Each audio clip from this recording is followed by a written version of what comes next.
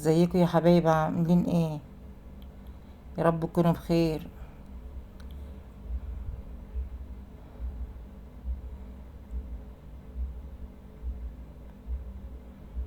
النهارده هنعمل فطار، بس فطار بتاع الجمعة بقى، بتاع يوم الجمعة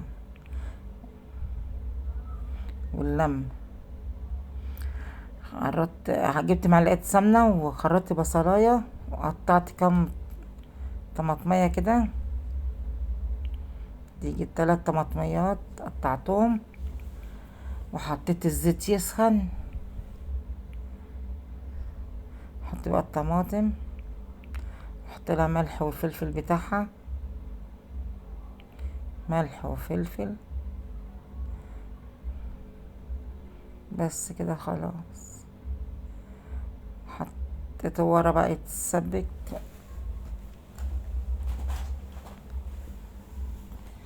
حطيت البطاطس تتحمر، وجبت جبنة عملتها كده بطماطم وبفلفل زيت.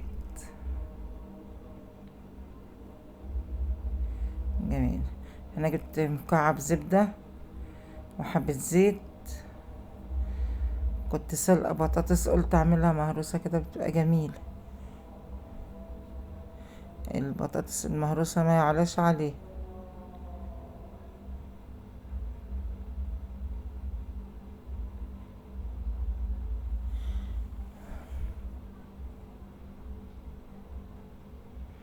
البتاع الستاند كل شوية يطلع وينزل، انا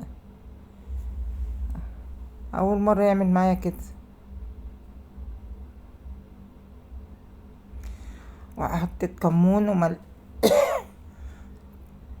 هنا طقشت البيض 3 بيضات، وكنت المفروض احط الفلفل قبل البيض، بس مش مشكلة، حطيته برضه هيبقى جميل، هتبقى مشطشطة كده وجميل.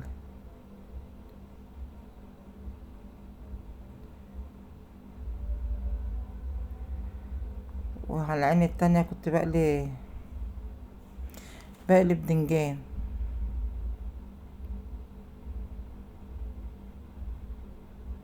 جبت الطاسة،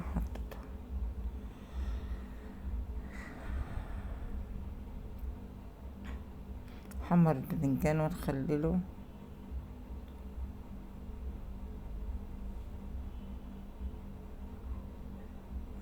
معرفش التصوير معوج لي كده، معلش بقى يا ولاد استحملوني.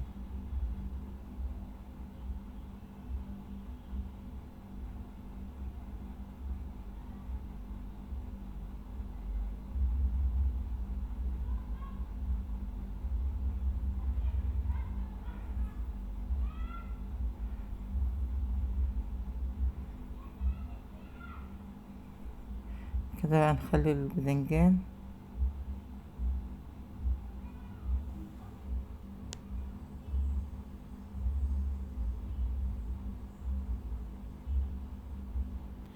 بدنجانك منه بيبقى مقفول، بس بيبقى بقلبه ابيض زي القشطة ازاي.